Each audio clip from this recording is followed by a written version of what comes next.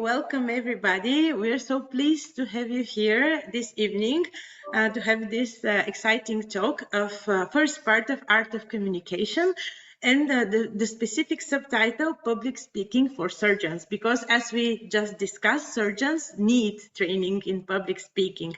So I'm very happy to present my first co-moderator. This is Nada. You know her. Nada is a general surgeon at Institute of Oncology and Radiology in Serbia. She's assistant professor at Medical School University in Belgrade, and she is a part of ESO in many ways. She is part of Melanoma Sarcoma Group of Education and Training Committee, and in the Membership Committee, and in the Young Surgeon Committee, so a lot of involvement in our work.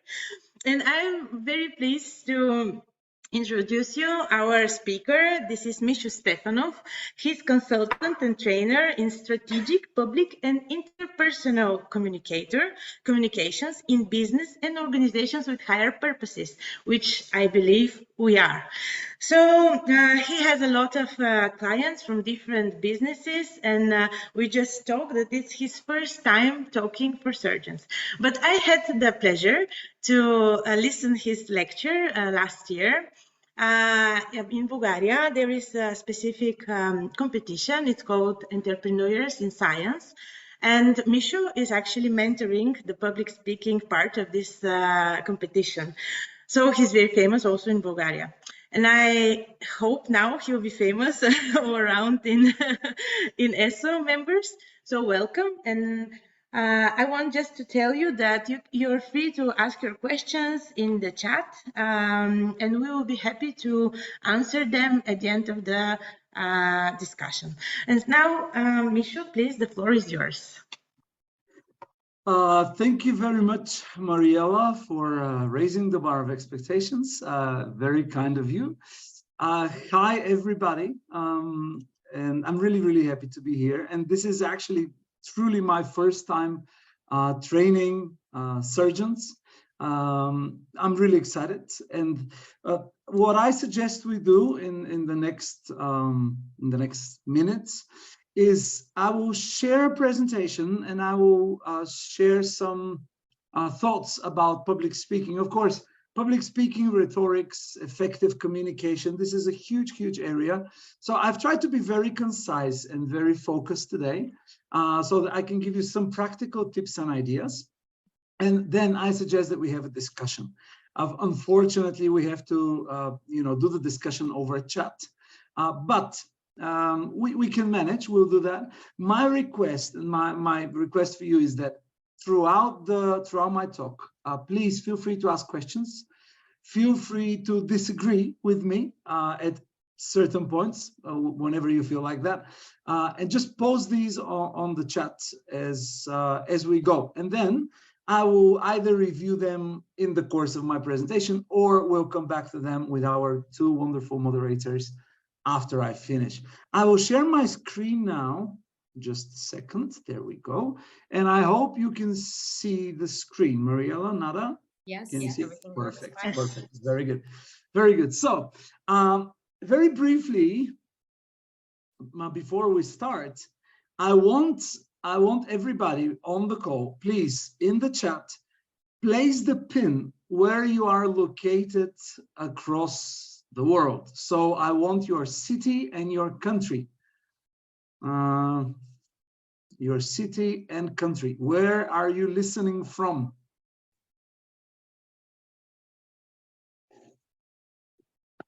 Oh, Lisboa. Hi. Lisboa, yes. Strasbourg. Hi. Lagos. Hi, guys. UK and Croatia. They're neighbors from Croatia. Wow. All over Saudi Arabia and Mexico and Philippines. Yes. We're all over the place. Moscow, London. USA, Brazil, Mexico. Wow, guys. This is so cool. Let me just write Sofia, Bulgaria, making sure that I put it on the map. Okay. Oh, fantastic. Fantastic. Italy, such a international crowd.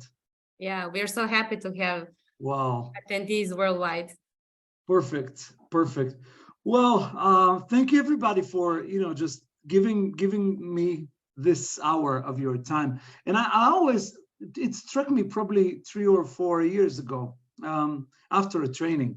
It was a good training, some group of people. And then it struck me, these people just gave to me 1 full day of their life for training. And I was blown away. I just realized that this is something so special. And I just realized that I have such a big responsibility, because that people actually, they give me their time. So thank you so much for giving me and us your time, and I hope it is worthwhile. Now, very briefly, this is me and my family. I've got 3 girls, 1 wife and 2 daughters, and thank God it's not the other way around. They're a little bit, my daughters are a little bit younger here. My wife is always young, you know, that's, it's always safe to say that. And this is, I think, at the seaside, and I'm a girl's father. And as they say in Bulgaria, if there is 1 real man in the house, you don't need more. So this is how fathers that don't have sons, we can comfort each other. Apart from that, I own a consultancy company called Culture and People, and I work for a variety of clients, both locally and mostly in the EMEA region.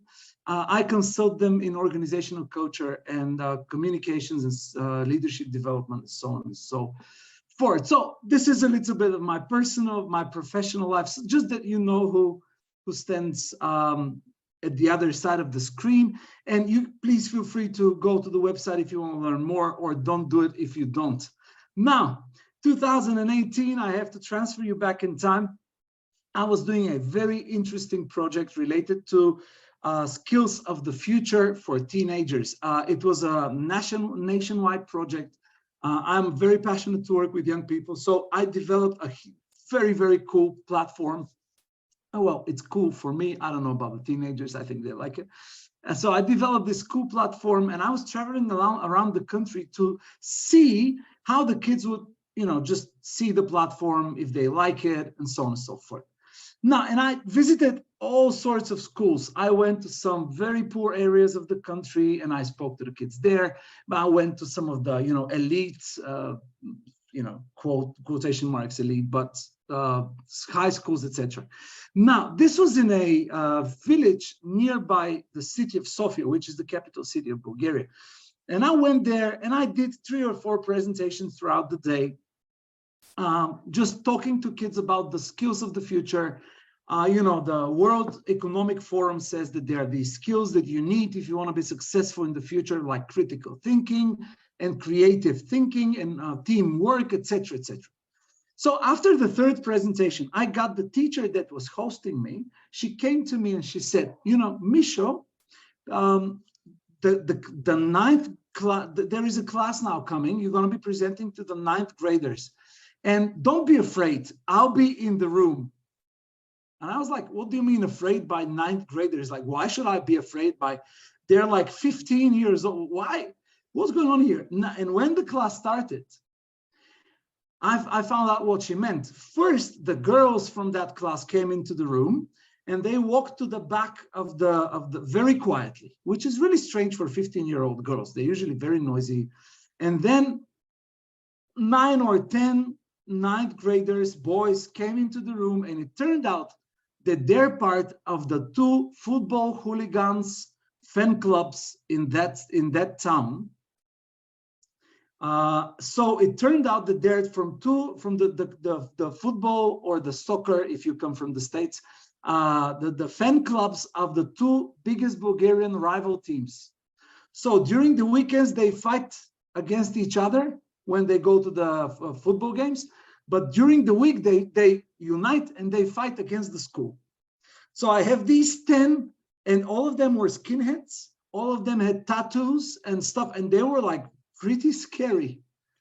So this was my communication challenge. How do you present skills of the future, creative thinking, critical thinking, teamwork, etc., etc., to a group of 15-year-old football hooligans from a Bulgarian village? Now, I know that you as surgeons, you probably don't encounter such problems. but I know that you encounter communication problems, and you encounter them every day, multiple times, talking to a patient or to their family or to a colleague or to a boss, having to present on a scientific conference. It's like communication is everywhere.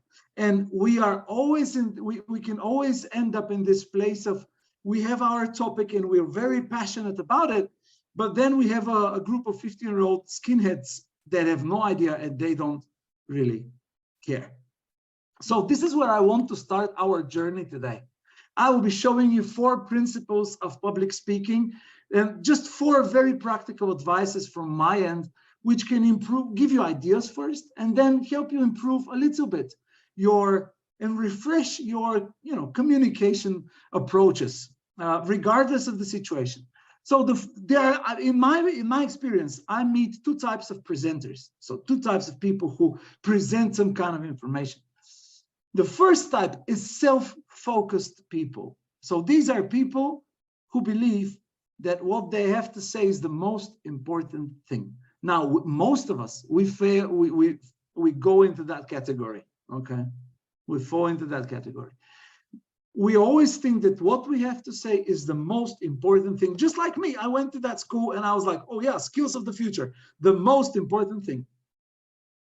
Now, there is another type of presenters, and these are the other focused presenters. So these are people who are focused on the audience, and they start with the question, who am I talking to? For them, the audience is the most important and a starting point. And I cannot tell you how much of a difference this makes. Because let me tell you, it's a huge communication secret. Nobody cares about your topic. Okay, now you as surgeons, of course, when you speak about life and death, people are willing to listen. So this might not be very valid in your case all the time. But in general, people care about themselves. They don't care about our topics. So we as presenters, as communicators, we need to understand it's very, very important for us to start our communication by thinking about the audience and by thinking about the world of the people to which we're gonna be presenting. And I want to show you, it's a very simple tool. And I always do that when I start presenting, when I have to do some kind of public speech. I draw these 2 circles. And in one of the circles here to the right, you can see over here, this is the world of your audience. Okay, so what is the world of your audience? Who are these people? Who are the 15-year-old football hooligans from that small Bulgarian village? What are they? What do they dream of? What do their parents work? What is important for them? What do they care about? Obviously, football, yeah. What are their fears? Like what drives them? You say, Misha, why do you need that in order to, communicate to these kids? Well, exactly because I want to communicate to these kids. Because if I don't find a way to connect my topic with something from their world, I will never be able to touch them. Now, what can I do in such a situation? It's a very interesting thing. If I go and say, the World Economic Forum has 10 skills of the future that you need to have. Critical thinking. They'll be like, what are you talking about? If I say, oh, you need to work in a team, they might understand that because it's close to football and you've got teams in football and you've also got teams in football hooligans. So here is how, just now we have this idea, there is something in their world, for instance, I can use, if we speak about teams, I can use to connect that to my topic, okay? So the first thing you need to start thinking is not what you have to say, but who you're talking to. And the key for impact is over here. in the interlapse in something from their world that is connected to your topic. And it's very difficult for me to stress how important it is that you start here. Otherwise, you won't be able to establish a connection with the people that listen to you. And I have a very good example of that. I was mentoring some presenters, but not in the program that Mariella mentioned in the beginning, but in a different one for startup owners. And one of the other mentors, and he was a coach, and we were mentoring these future entrepreneurs in a very, very poor region of Bulgaria. So these were people who were competing for startup funding that was very, very little in terms of money, but they were competing for that because they didn't have the amount of money, and it would make a great difference. So there were people of moderate income, you know, they were not very, they were not rich at all. Yeah, some of them were not poor, but yeah. And this colleague of mine, this coach, he was talking to them about time management. And he said something to them. He said, you know, there is a big principle in time management. When you do a task successfully, you should reward yourself. So, he said, this is a principle you should remember, reward yourself. And just like I do, when I do something successfully, I go to Sheraton Hotel in Sofia, which is like the most expensive hotel in Sofia, and I eat a cake for $20. Now, $20 for some of these people, this might have been their, back at the time, their, you know, weekly food budget. And suddenly the room got very silent. Because, yeah, I mean, it's a good principle. It's part of your topic. Yeah, you know, reward yourself, time management, whatever. But when you say that you eat a $20 cake to people who spend this amount for weekly for food, that's really a self-focused type of presenting. Okay. You could have always said, go to the pastry shop in your town and buy a small, you know, candy, whatever the case may be. But this is just stupid. It's really, really bad communication. So the first thing I really encourage you to start with is, who am I talking to? What drives the people that I'm talking to? And how can I connect my topic with their world? What in their world connects to my topic? So obviously, let me just check the chat. Any questions? If you have any questions, please don't hesitate to put them on the chat. Expensive cake, man. Yeah, man. I mean, I was seriously. It's an expensive cake and a very stupid example. Yeah, because it's very, very bad communication. We need to be audience centered. So the first principle that I want to, you know, I want you to tattoo on your wrist before you leave. Always start with the world of the audience and try to find connections and bridges there for your topic. What I did with the kids back at the school, really simple. I practice a martial art that's called Brazilian Jiu-Jitsu. And I really like it. And I've been doing it for 9 years now. So it's, yeah, I just enjoy it. And I had this idea when I saw these, you know, 10 very big, very muscular, you know, very strong 9th graders. Well, I was like, they probably are doing some martial arts, because, you know, if you're a football hooligan, you need to be tough. You need to be able to protect yourself. So it was just an insight. It was right away. I thought that, hey, self-protection is a skill of the future for them. Yeah. So being able to fight your way out of a you know, troublesome situation, that's a skill of the future. So I said, and I started and I asked them, how many of you guys, because I started with the boys, how many of you do martial arts?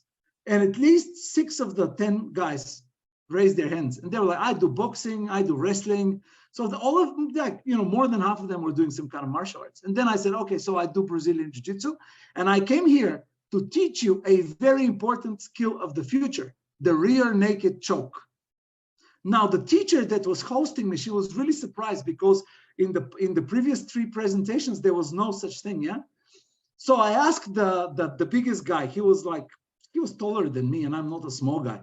And I asked him to stand up, and I demonstrated, very gently, of course, the rear naked choke. So it's a very, very, you just press the arterial, whatever it's called, the blood flow to the brain. And they were really impressed. And I said, okay, so this is one skill of the future. Do you want to know some more? They said, yeah. They were really like, they just knew it's not going to be a regular school class, I said, okay, so now there are 10 more, but you have to listen to me. Say, yeah, of course we'll listen. So I just went on with my presentation as I had planned, and I just kept referring back to the chokehold, and I was like, yeah, it's besides the chokehold, you need to be creative, guys. Like, you need creative thinking, and besides that, so this was how I found a way to connect with them. Okay, and this is probably I could have spoken about my business clients and all that, but I just decided to give you this example because it's such a crazy situation. And it's such a strange situation. And at the same time, it illustrates very well this principle. Always start with the world of the audience. Okay. Thank you, Matteo. The carotid arteries. Yes. I was absolutely sure that I'm going to embarrass myself with some medical, but now I know more. Thank you very much. You're very, very kind and patient with me. So we move on. After you get this idea of who you're talking to, you need to ask yourself 4 magical questions after that. Okay, so these 2 first steps, the audience and these 4 questions, are the 2 steps that are always omitted by the presenters I work with, because they usually start with their slides. Oh, let me put everything I want to say on my slides. No, don't start there. Ask, who am I talking to? And how these people see my topic. Is it important for them, or they don't care about it? And then ask these 4 magical questions. Question number 1, what do I want these people to know? And question number 2, related to the first one, why is it important for them to know it? Okay, so you need the answer to this question, to this question set. What do I want them to know? And why is it important for them to know it? And you write this down. Okay, so, and then you ask a second question before you start writing slides, whatever. What do I want them to do? And why is it important for them to do it? And you start writing your content, you start thinking about your presentation with your audience in the back of your head, and with these 4 questions. So you constantly switch between the audience and what you want them to know and why, and what you want them to do after your presentation and why. So it's that simple. And these 4 questions, they help you clarify your goal of the presentation. So you'll be able to very, very clearly state to your audience what you want them to do. And also, it helps you clarify your key message or your main claim. Okay. And I cannot tell you how many presenters that I've listened to, they don't really know what they want people to know and do after their presentation. They don't really know. They're there just to talk, just to share their thoughts. Well, let me tell you, good communication is purposeful communication. So every good communication has a purpose, and every good communicator is very well aware of the purpose and of the main claim and message. So this is the second thing that I really recommend you to do, is ask these 4 questions at the beginning of your process, preparation process, and then make sure that you have the clear answers written down. Okay, so it's a very, very, very, very quick second principle. Make sure that you know why you are talking. Set a clear goal and main claim. Okay, so this is the second thing. Why was I talking to these kids? Very clear. I wanted them to give me feedback from my platform, and I wanted them to, I wanted to inspire them to start developing skills that unfortunately Bulgarian schools do not develop very, very much.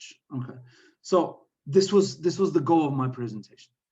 So now we move to our famous friend. I don't know if he's your friend, but I try to keep him close to me. This is Aristotle. And the famous book Rhetorics. So if anybody tells you that they have this brilliant new idea about influential communication, don't believe them. It's Aristotle's idea refurbished, okay? So he used 3 Greek words, ethos, pathos, and logos, to describe influential communication. And this is the third thing that I want you to take away with you.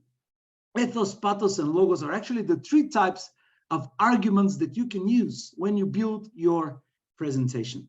Okay.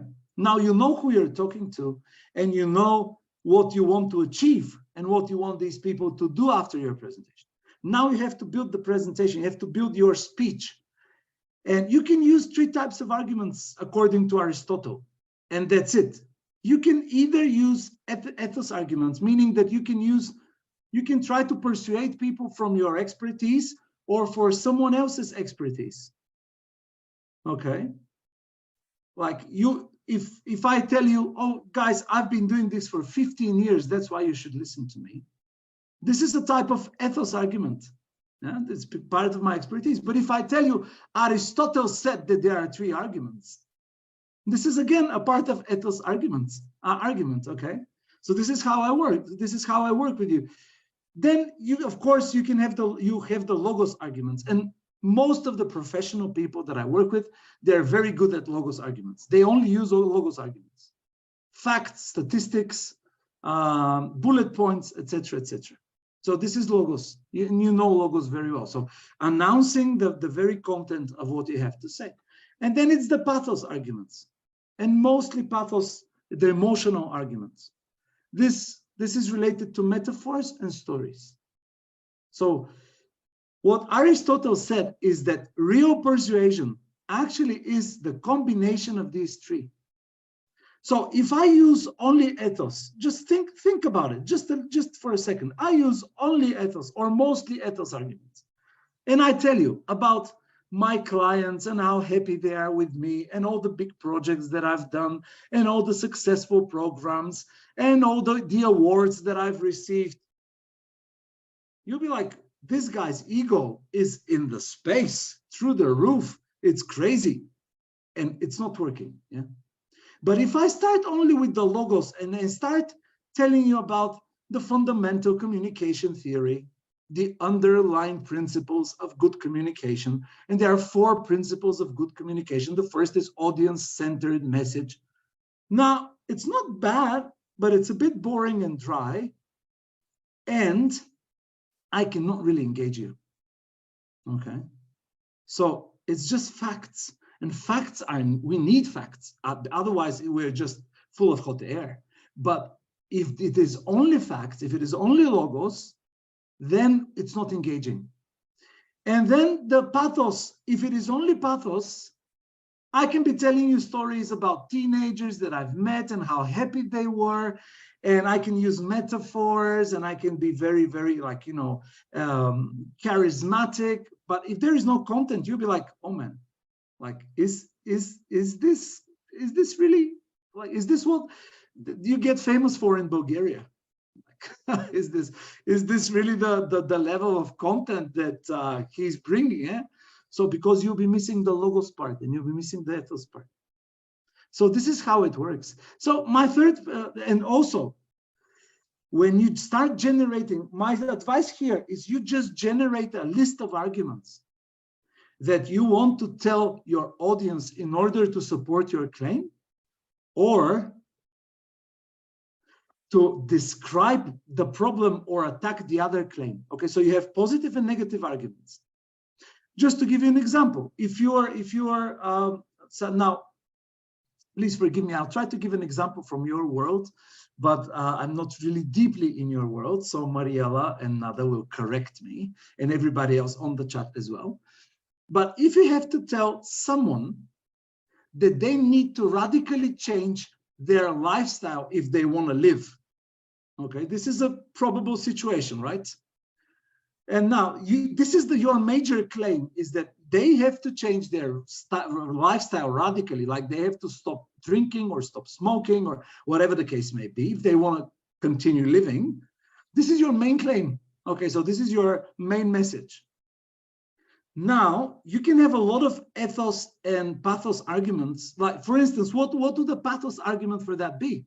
Well, a pathos argument would be, think about your children. Yeah, think about your children, because it's a very emotional argument.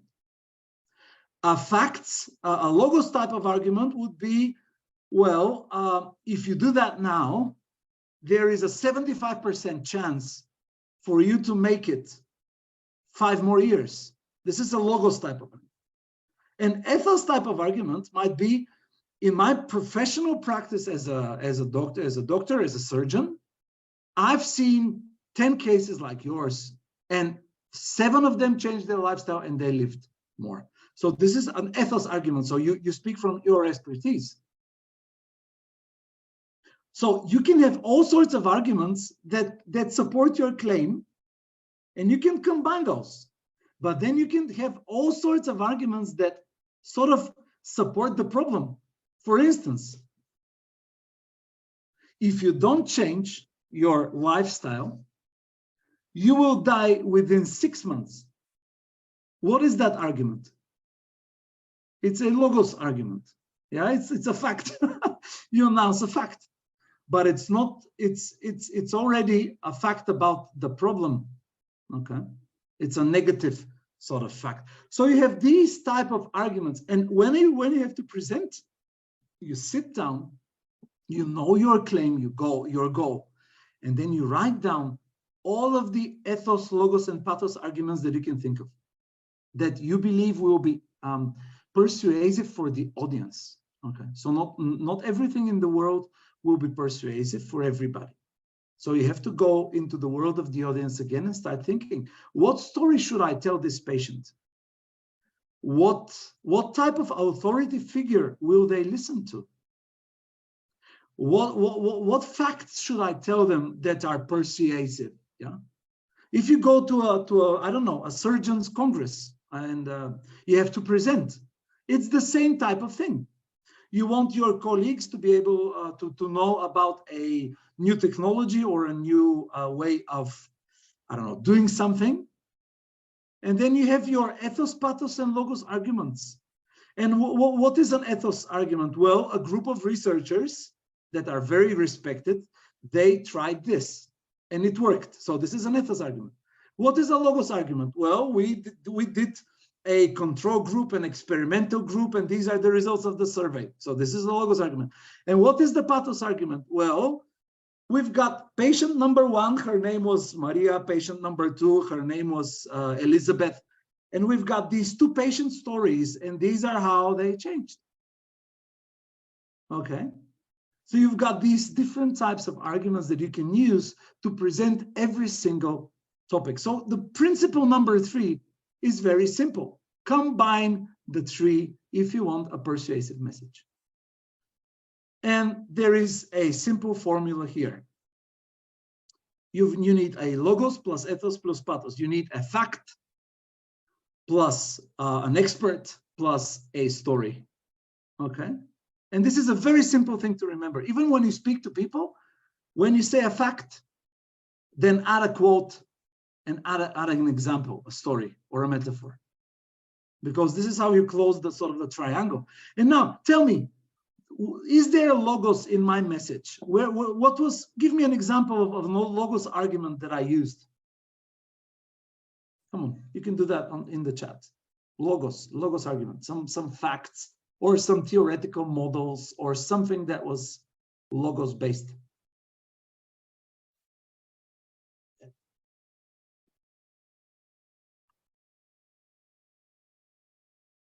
Anything?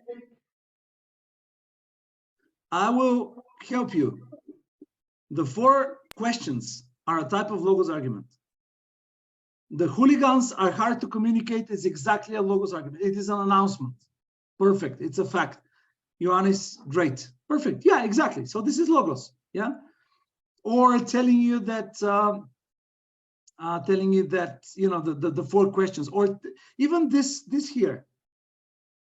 Even this, I mean, on this slide, even this here is a type of logos argument. Okay, it's a fact. It's a formula. It's a type of, you know, something.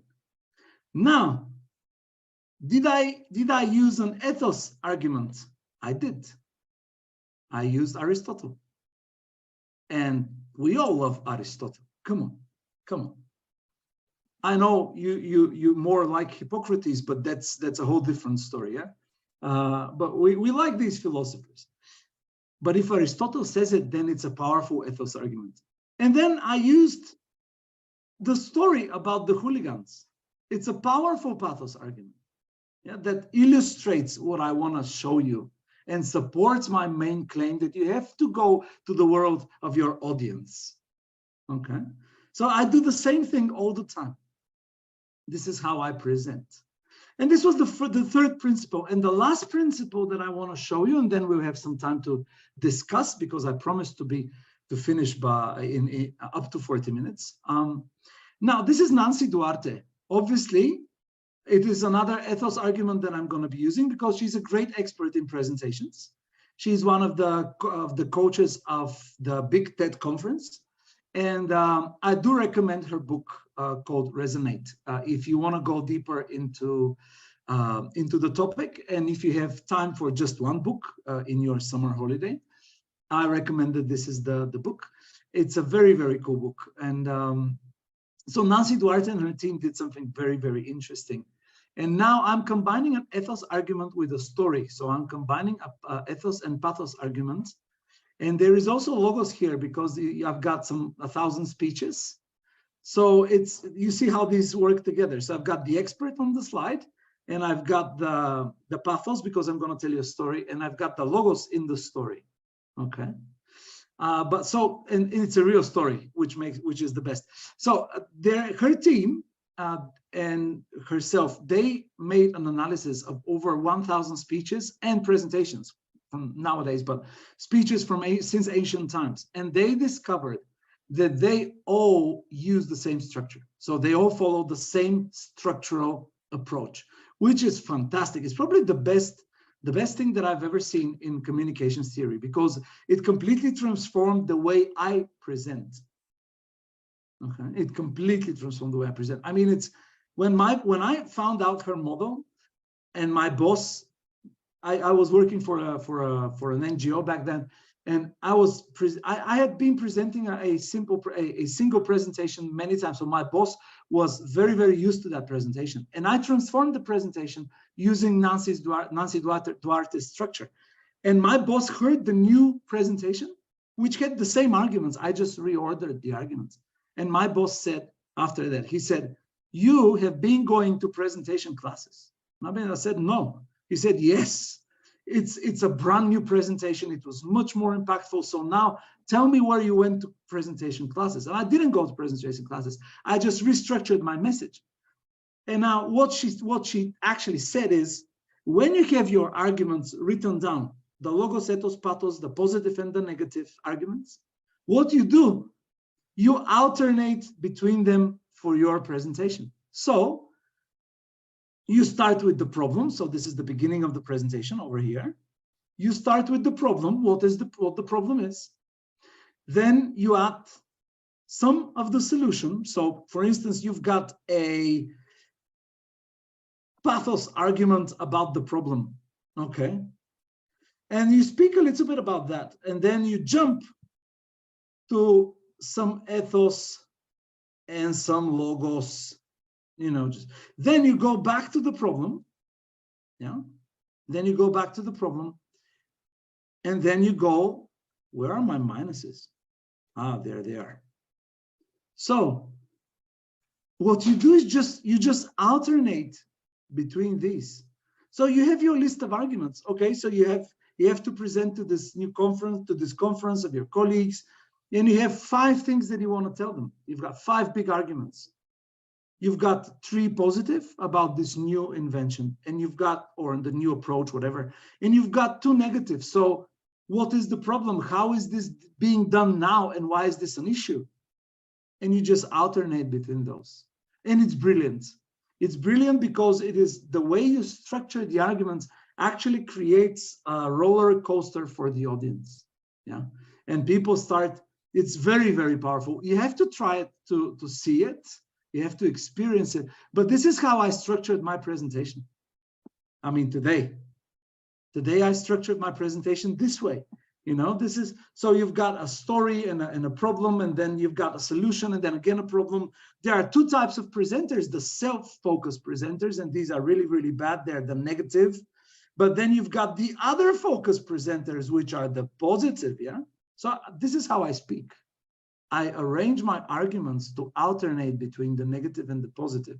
So that this is the secret for the structure of all of these speeches. So the principle number 4 is contrast. Alternate between positive and negative arguments when you start writing or putting your slides, whatever. These are my 4 principles. And I'll stop here because I really want us to have a discussion. Just very quickly, start with the world of the audience to find connection points of your message. Make sure that you are very, very clear about what you want to achieve with these people, what you want them to know and what you want them to do, what is your main claim. Then make a list of arguments, logos, ethos, and pathos, positive and negative, so in support of your claim and describing the problem. And then alternate those to build the structure of the presentation.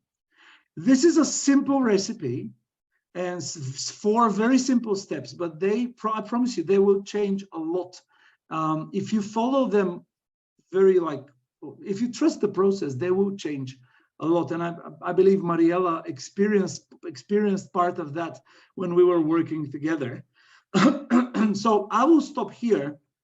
And in Bulgaria, culturally speaking, I don't know if this is the same for everybody. I believe that in the northern and western cultures it's the same, but we love talking around a fire. Okay, so let's imagine that now we are around a fire and not in our homes or offices or hospitals, and let's have a conversation. You can absolutely feel free not to agree or ask questions or anything. Someone said Aristotle on the Q&A, and I absolutely agree, and I answer live. So yeah, perfect. I want your questions, your thoughts and comments. Thank you so much for this presentation. It was really, yeah, it was amazing, and I think it made us all think a lot of our previous experiences, how we did things. I have to say that I used your structure for my final presentation on the competition. And even that maybe I was not the only one who used it, I won. So perhaps it was part of it. And thank you so much for this. I don't know if I can use now all these ethos, pathos, and logos things, but I was thinking, so tonight we're here, mostly young surgeons from all around the world.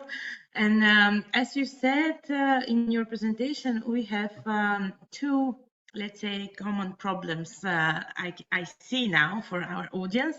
One common problem is the public speaking for conferences, for competitions, and perhaps now is the time to say that the ESO is organizing one more time the Dragon's Den. It's a competition for surgical projects, surgical research, where you will have, and the deadline is 13th of May, as the deadline for abstract. And usually on these competitions, you have a very short amount of time. And I think time is actually a huge problem for most people because, and also what I saw from the previous years, and time is something that if you go for a competition, you actually are cut, they cut your time when you, they cut your time in the middle of your excellent, very important speech. So we cannot do something not to cut but the time, but maybe we can do something to be in time, to try to collect everything what we have to say in this 1 minute, 5 minutes, 10 minutes that we have. So I don't know, can you maybe give us an advice on how to be as short as possible? You're muted. Sorry. Yeah. Well, time limit is a time limit. If I go back just very quickly on the structure slide over here, this can be 5 minutes. Okay. So you can start here and then minute 5 at the end over here. 5 minutes is not, it's not crazy short. There are presentation formats that you've got 3 minutes or 2.5 minutes. If you have 5 minutes, then obviously you need to be very selective first of your arguments. You cannot say everything. So obviously, thinking about your audience is even more important because you have to make sure that you tell exactly the things that will impact this audience and not just things that are just, you know, just general. So this is the first thing. You have to be very selective about your arguments and very thoughtful about the audience and what would impact them. What are they looking for in this presentation? Logos, ethos, pathos, this is absolutely a must. So you need at least, if you have a logos, like if you have a business plan to present or something like that, an idea or something, there will be a lot of logos. There will be a lot of stats and, you know, numbers and facts, but you need some ethos. So why should the jury trust you? Okay, you need that. You need to answer this question. Why should the jury trust me and the team that I lead? This is the first thing. And you need some pathos. You need to show excitement and you need to show some picture. You need to draw a picture for them. How will the world change if they choose you? Okay. So you have to do these things, and you can do these in 5 minutes. That's okay. It's not easy, but you can do them. So choose arguments selectively with thinking about the audience very, very carefully, and then structure them in this way. Okay. And so this is what I would say: follow the process, but be very deliberate about which arguments you use with that specific audience. Misha, there was an interesting question. What do we do when the crowd is diverse? How do we adjust the structure? Okay. Vivekanand, thank you so much for asking. Now, you are a diverse crowd on this call. Okay. So it's a multicultural crowd. Probably some of my examples won't work as good as they will with some of the other people, for some people. So it's a bit complicated, but you have to think about the type of diversity that people have. So are they culturally diverse?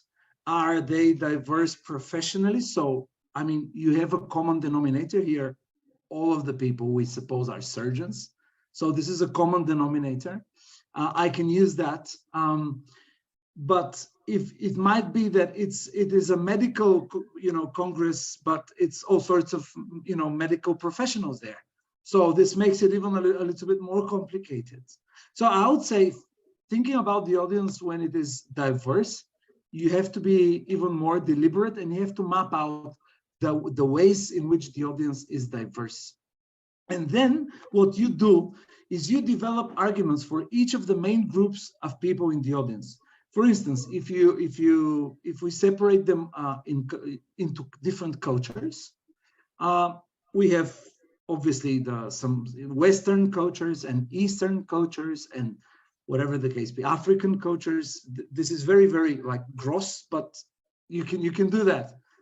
And then you can just research a little bit about each of those coaches and see how they see your topic, see some examples and so on and so forth. So you can connect with each of these coaches separately in your talk, or if there are professional groups that are listening to you, different professional groups, then you can do the same, but then try to make sure that you understand how each of those medical professionals see your topic, because if you have an innovation in surgical procedures, a group of surgeons would see it differently than would probably a group of writers for medical journals. Okay, so they might see it differently, or editors, or a group of nurses, they might see it, or a group of salespeople from big medical manufacturing companies. They would see this differently because they'll see it as a market change. They won't see it as a medical innovation that will save lives. They will see it as a market shift. And if you have a lot of salespeople in your conference, then you have to be aware that they will be seeing your topic with very different eyes. And you have to be able to talk to the doctors and then talk to the salespeople by saying something like, now as I showed the innovation, I want to address the other half of the room, which is like the salespeople, and I know that you see in this a great opportunity or a great threat, and then you move on with your arguments that you've prepared for them. So it's all about audience analysis, and the more diverse, the more time you spend on that, and you adapt your arguments. I hope I answered the question. Yeah, this was, I find it useful, your answer. There is also some difficulty when you have different levels of knowledge in the Absolutely. audience, especially in our conferences. So who do we address? Those, or we have to address them all, of course, but then we have to adjust the presentation to the lower level and the higher level of knowledge. Now, I think the answer to this question depends on your goal. Yes. So if you want to educate the young colleagues, fine, but then but be aware that the experienced people will go to sleep. They'll be bored.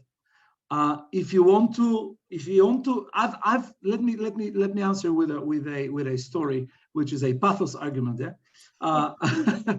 So I had a presentation for a client, and it was in front of 200 employees of that company, and I had to present a new strategy for them. So I had the CEO on board, I had the board of directors on board, and I had more or less, I didn't care about the rest of the people, because I had, the only person I didn't have on board was the financial director, because he didn't want to give the money for the new strategy. He was like, no, you're not gonna spend our money. So I can tell you that in this event, my 45-minute presentation was targeted at only one person, even though there were 200 people in the audience. And this was the financial director. Of course, I didn't say that. He was not aware of that fact. But I was building the presentation, my arguments and everything, just for this one person, because I wanted him to be, in the end of my presentation, I wanted him to be, yes, I'm so happy to spend this money with this guy. Yeah. So I was trying to persuade this man, single person, that I am, what I'm proposing is that. So it depends on your goal. I hope this answers your question. Yeah. Yes. The only thing I would say as an addition is focus on who's important and make sure you connect to everybody from time to time so that they don't feel left alone with jokes or questions or some arguments for them, just some connection points with them so that they see that you remember that they're there. Excellent tips. Okay, thank you. Yes, it was very, very helpful. And I said I have one more question or a comment, or I don't know how it will turn. So I said I see our audience two common things. One was participating in conferences and making pitch presentations and everything. And the other common thing is that we all every day talk to patients. And for me, sometimes it's, I think I practice this persuasion strategy that you have every day with my patients, but sometimes, if, I don't know, I mean, first, how emotional you can be. Are you allowed to say, if you don't change your life in next, let's say not 6 months, but you will die? Even that this is very emotional, and yes, the person will think about it after, for sure. This is something that we at the end working with sick people. So I always, I also have in my, not in my hospital, but I work closely with psycho-oncologists. And for me, where is, in our case, the borderline between telling the whole truth and then, but at the same time, keeping hope and giving hope in this time. So, and I think in our patients, so we have one big denial, which is no, you're not right. So this is the first. This is the strongest, how to say, their protection for them. This is the strongest feeling that they have, you're wrong. So we should fight first with this. And then it's fear. And so, and I don't know actually, because I talk a lot with cancer patients, and it's very complicated for me, honestly. I don't know what is the question exactly here, but if you have a comment on this and advice, it will be very helpful. Mariella, probably my example when I was explaining about the logos ethos pathos, and I gave this example, it was more or less uninformed, and because I'd never talked to patients, and I really admire the courage, and it's a conversation that I don't think I can have with a human being.